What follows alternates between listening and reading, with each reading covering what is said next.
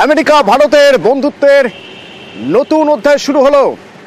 দ্বিতীয়বার যখন রাষ্ট্রপতি পদে ট্রাম্প, তখন মনে করা হচ্ছিল পুরনো বন্ধুকে তিনি কতটা মনে রাখবেন। কূটনৈতিক দিক থেকে প্রধানমন্ত্রী নরেন্দ্র মোদী এখন ট্রাম্পের কাছে কতটা গুরুত্ব পাবেন, সেই সব জল্পনার অবসান ঘটিয়ে গতকাল যখন দেখা গেল দুজন দেখা করছেন, তখন সেই পুরনো বন্ধুত্বের কথাই তুলে ধরলেন ডোনাল্ড ট্রাম্প। এবং পাশাপাশি যদি বলতে হয় তাহলে প্রধানমন্ত্রী নরেন্দ্র মোদী তুলে ধরলেন যে স্লোগান ট্রাম্প নির্বাচনে জেতার পর দিয়েছেন, সেই স্লোগানের ভারতীয়করণ। কীরকম না, মাগা, মেক আমেরিকা গ্রেট এগেইন, এই স্লোগান ছিল ডোনাল্ড ট্রাম্পের। ঠিক তার পাশে দাঁড়িয়ে স্লোগান তুললেন প্রধানমন্ত্রী নরেন্দ্র মোদী, মিগা, অর্থাৎ মেক ইন্ডিয়া গ্রেট এগেইন। তার জন্য দুই দেশ হাতে হাত রেখে কাজ করবে বলে দাবি করা হলো। বিভিন্ন ক্ষেত্রে, সে প্রতিরক্ষা ক্ষেত্রে হতে পারে, বাণিজ্য ক্ষেত্রে হতে পারে, হাতে হাত রেখে কাজ করবে, সন্ত্রাস দমনে একসঙ্গে কাজ করবে। অত্যন্ত গুরুত্বপূর্ণ যখন তারা কথা বলছেন, বা যখন ব্লেয়ার হাউসে বৈঠকের আগে ব্লেয়ার হাউসের ছবি যদি আপনাদের দেখাতে চাই, তাহলে সেখানে দেখা যাবে Elon Musk, second in command বলা হয় ডোনাল্ড ট্রাম্পের, সে ইলন মাস্ক সপরিবারে দেখা করলেন নরেন্দ্র মোদীর সঙ্গে। এবং ভারতের প্রধানমন্ত্রীর সঙ্গে দেখা করলেন কে? মার্কিন উদ্যোগপতি বিবেক রামাস্বামী। অবৈধভাবে বসবাসকারী ভারতীয়দের প্রত্যর্পণ, সন্ত্রাসবাদ মোকাবিলা, প্রতিরক্ষা, শুল্ক নীতি, একাধিক বিষয়ে দুজনের মধ্যে কথা হয়। ট্রাম্প এবং মোদীর মধ্যে বৈঠক, নৈশভোজ, দ্বিপাক্ষিক সুসম্পর্কে শান দেওয়া হয় এবং ভারতের প্রধানমন্ত্রীকে ভালো বন্ধু বলে সম্বোধন করলেন মার্কিন প্রেসিডেন্ট। मैं आपके इस भव्य विजय के लिए न सिर्फ मेरी तरफ से 140 करोड़ भारतवासियों की तरफ से आपको मैं बहुत बहुत बधाई देता हूं। हम फिर एक बार साथ मिलकर के आगे बढ़ेंगे। हम दोनों का मिलने का मतलब 1+1 2 नहीं, 1 और 1 11 होता है। और ये 11 की शक्ति, वो ताकत विश्व के कल्याण के भी काम आएगी।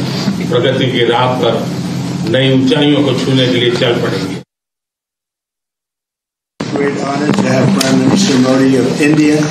He is a great friend of mine for a long time. We've had a wonderful relationship, and we kept the relationship during the 4-year period. We just started up again, and we have, I think, some very big things to talk about. Number one is they're going to be purchasing a lot of our oil and gas. We have more oil and gas than any other country in the world by far. And they need it, and we have it. And we're going to talk about trade. We're going to talk about many things. But it's really an honor to see you, and you've been my friend for a long time. And congratulations on having done a great job. Thank you. প্রতিরক্ষায় দুই দেশ একসঙ্গে কাজ করবে, বিভিন্ন কূটনৈতিক সম্পর্কে দুজন নিজেদের মধ্যে কথা বলবে এবং একসঙ্গে আগে যাবে। এরই মাঝে গুরুত্বপূর্ণ সন্ত্রাসবাদ দমনে দুই দেশ একসঙ্গে কাজ করবে। তার প্রথম পদক্ষেপ কি? তাহাউর হোসেন রানা, তাকে ভারতে ফেরানো হবে। ভয়ঙ্কর অপরাধী, ট্রাম্প নিজেই বলছেন যে ভয়ঙ্কর অপরাধী মুম্বাই হামলার চক্রী তাহাউর হোসেন রানা, তাকে ফেরানোর পথ আরও চওড়া হচ্ছে। আমার সঙ্গে নয়াদিল্লি থেকে মৈত্রী রয়েছেন। মৈত্রী, আমি একটু পদ্ধতিটা বোঝার চেষ্টা করব, কোন পদ্ধতিতে আন্তর্জাতিক আইনের কোন হিসেবে তাহাউর হোসেন রানাকে প্রত্যর্পণ করানো বা নিয়ে আসা সম্ভব হচ্ছে?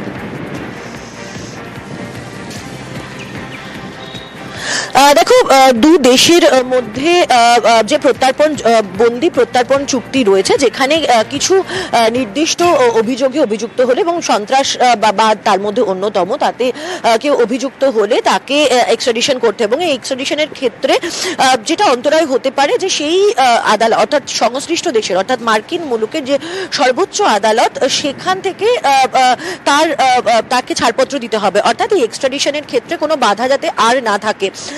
এর আগেই আমরা দেখেছি যে ট্রাম্প সরকার ক্ষমতায় আসার পরপরই কিন্তু এই মার্কিন সুপ্রিম কোর্ট তাদের তরফ থেকে জানিয়ে দেওয়া হয়েছিল যে তাহাউর হোসেন রানা, তার তরফ থেকে যে আবেদন করা হয়েছিল যে তার এক্সট্রাডিশনের বদলে, অর্থাৎ তার এক্সট্রাডিশনকে ঠেকিয়ে দেওয়ার জন্য যে পিটিশন ফাইল করা হয়েছিল, সেই পিটিশনকে রিজেক্ট করে দেওয়া হয়। অর্থাৎ সর্বোচ্চ আদালতে এই পিটিশন রিজেক্ট করার পর অ্যাডমিনিস্ট্রেশনের তরফ থেকে, অর্থাৎ দ্বিপাক্ষিকভাবে ভারতের বিদেশ মন্ত্রক এবং মার্কিন বিদেশ মন্ত্রকের মধ্যে আলোচনা হবে এবং এক্সট্রাডিশনের পদ্ধতি ফিগার আউট করা হবে।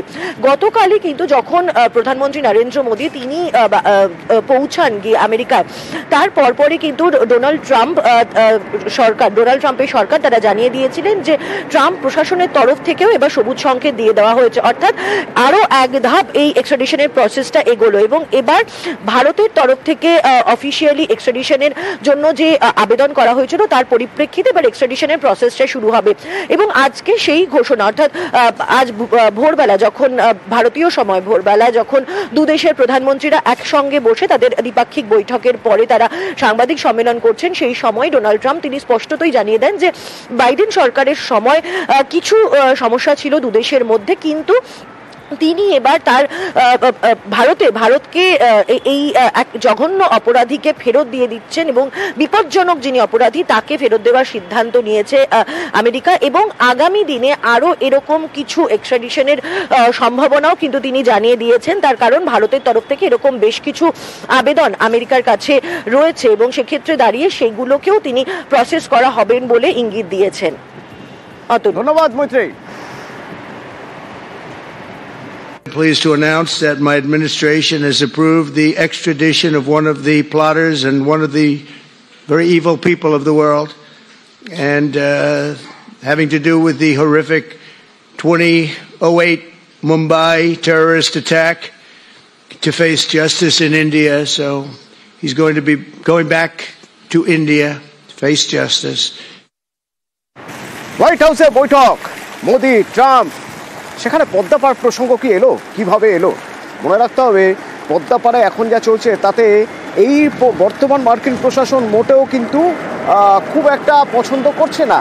ইতিমধ্যেই তারা তাদের অনুদান দিয়েছে বন্ধ করে, এরপর ত্রাণের জন্য যে টাকা সেই টাকাও বন্ধ করবে কিনা তা নিয়ে এখনো পর্যন্ত কোনো কথা হয়নি। মৈত্রী রয়েছেন আমার সঙ্গে সরাসরি। মৈত্রী, কি কথা হলো দিল্লি থেকে, আমরা কি জানতে পারছি হোয়াইট হাউসে বাংলাদেশ প্রসঙ্গে কি কথা হলো মোদি ট্রাম্পের?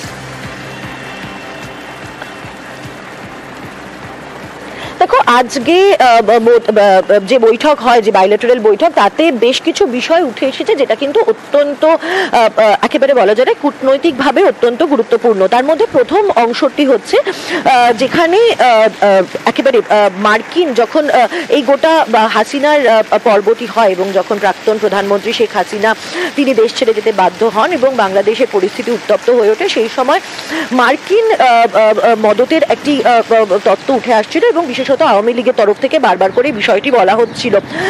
ডোনাল্ড ট্রাম্প এদিন খুব স্পষ্ট করে বলে দেন যে ডিপ স্টেটের মতো কোনো মার্কিন ডিপ স্টেট হবে বাংলাদেশ, এমন কোনো পরিস্থিতি নেই। এবার ডিপ স্টেট বিষয়টি কি? বিষয়টি হচ্ছে যে কোনো একটি দেশ অন্য কোনো দেশের ভেতরে তারা একটি নিজেদের নেটওয়ার্ক তৈরি করবেন এবং সেখানকার পলিটিক্যাল এবং অ্যাডমিনিস্ট্রেটিভ বিষয়কে কন্ট্রোল করবেন। এটা হচ্ছে ডিপ স্টেট পরিস্থিতি। অর্থাৎ ডোনাল্ড ট্রাম্প তিনি স্পষ্ট বলে দিচ্ছেন যে বাংলাদেশ এই মুহূর্তে তাদের ডিপ স্টেট নয় এবং সেক্ষেত্রে দাঁড়িয়ে বাংলাদেশে যা ঘটছে তাতে মার্কিন কোনো রকমের ইনভলভমেন্ট নেই। দ্বিতীয় তাৎপর্যপূর্ণ বিষয়টি হচ্ছে বাংলাদেশের বিষয় সম্পর্কে প্রধানমন্ত্রী নরেন্দ্র মোদীকেই ছেড়ে দেওয়া হলো, কারণ ডোনাল্ড ট্রাম্প তিনি বললেন যে এই বিষয়ে নরেন্দ্র মোদীকেই আমি ছেড়ে দিচ্ছি তার দায়িত্ব। তার কারণ তিনি দীর্ঘদিন ধরে এই সম্পর্ক বেছেছেন এবং দীর্ঘদিন ধরে এই বিষয়টি সামলেছেন। ফলে কোথাও একটা গিয়ে নরেন্দ্র মোদীর ওপরেই কিন্তু বাংলাদেশ নিয়ে ভরসা দেখালেন ডোনাল্ড ট্রাম্প। এটা আমরা এর আগেও দেখেছি, বাইডেন সরকার আসার আগে যখন ডোনাল্ড ট্রাম্প সরকার ছিল তখন কিন্তু ভারতের লেন্স দিয়েই কিছুটা হলেও মার্কিন নজর ছিল বাংলাদেশের ওপর, অর্থাৎ ভারত কিভাবে দেখছে বাংলাদেশকে সেই বিষয়টার কিন্তু যথেষ্ট গুরুত্ব ছিল আমেরিকার কাছে এবং তৎকালীন ডোনাল্ড ট্রাম্প সরকারের কাছে। সেই জায়গাটাই কোথাও একটা গিয়ে যে রিএস্টাবলিশ করার ইঙ্গিত দিলেন ডোনাল্ড ট্রাম্প, সেটা কিন্তু কূটনৈতিক মহল মনে করছে। তবে একই সঙ্গে দুই রাষ্ট্রপ্রধানের মধ্যে বাংলাদেশের পরিস্থিতি এবং ভারতের কোন কোন জায়গা কনসার্নের রয়েছে সেই বিষয় নিয়েও আলোচনা হয় বলে এই বৈঠকের পরে বিদেশ সচিব বিক্রম মিস্ত্রি তিনি জানিয়েছেন এবং তিনি জানিয়েছেন যে আশা করা হচ্ছে যে ভারত আশা করবে যে বাংলাদেশও তাদের দিক থেকে এগোবে এবং দুদেশের যে দ্বিপাক্ষিক সম্পর্ক যেটার কিছুটা সমস্যার পরিস্থিতি তৈরি হচ্ছে সেখান থেকে দুদেশই বেরিয়ে আসবে। তবে মার্কিন যে অসহযোগিতার বিষয়টি বাংলাদেশের জন্য দেখা যাচ্ছে আগামী দিনে সেটা বাড়ারও কিন্তু ইঙ্গিত রয়েছে। তার কারণ ফের ভারতের নজর দিয়ে আমেরিকা দেখার যে যে এই ইঙ্গিতটা দিচ্ছেন সেরকমই সেই যে ইঙ্গিত তাতে কিন্তু মনে করা হচ্ছে যে আমেরিকা অর্থাৎ এখানেও মৈত্রী কোথাও সেই ভারত আর আমেরিকার বন্ধুত্বই কাজ করছে, বন্ধুর চোখ দিয়ে দেখতে চাইছে। অর্থাৎ যেভাবে ভারত বাংলাদেশকে পর্যবেক্ষণ করছে কূটনৈতিক দিক থেকে, তার উপরেই আস্থা রাখতে চাইছে ট্রাম্প প্রশাসন। ধন্যবাদ মৈত্রী। There was no role for our deep state. It was. This is something that the Prime Minister has been working on for a long time and has been worked on for hundreds of years, frankly. I've been reading about it. But I will leave Bangladesh to the Prime Minister.